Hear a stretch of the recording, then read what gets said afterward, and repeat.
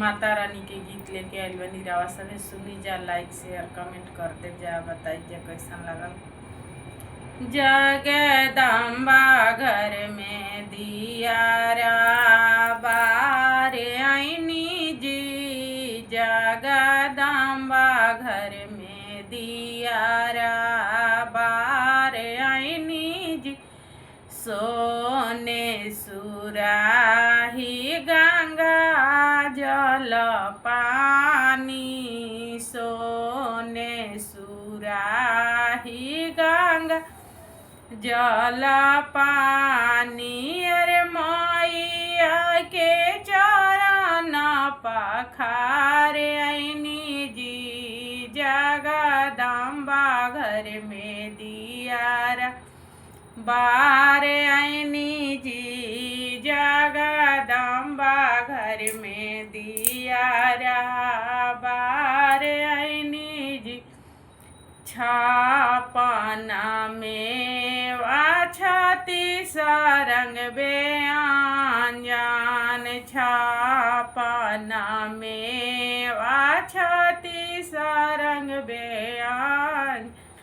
अरे मैया के भोगावा लगायनी जी, है मैया के भोगावा लगायनी जी। जगदम्बा घर में दियारा बार आईनी जी, जगदम्बा घर में दियारा बार आईनी जी।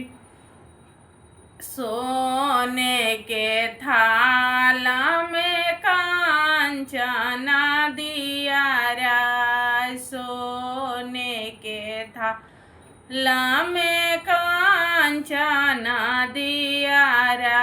अरे सातो बहिन के आरती उतार आईनी जी,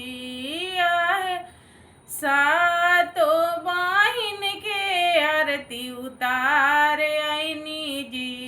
जगदम्बा घर में दियारा बार आईनी जी, जगदम्बा घर में दियारा बार आईनी जी।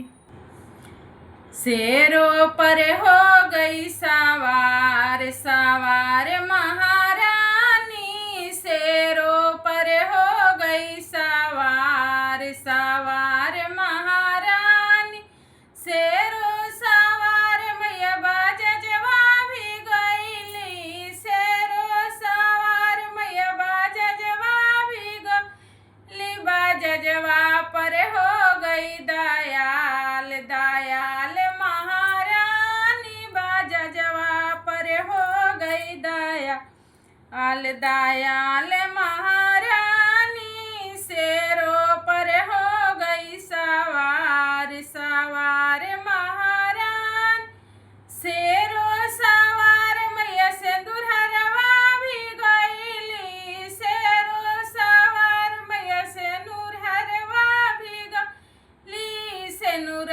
सिंदूर हरवा पर हो गई दयाल दयाल महारानी, शेरों पर हो गई सवार सवार महारानी, शेरों पर हो गई सवार।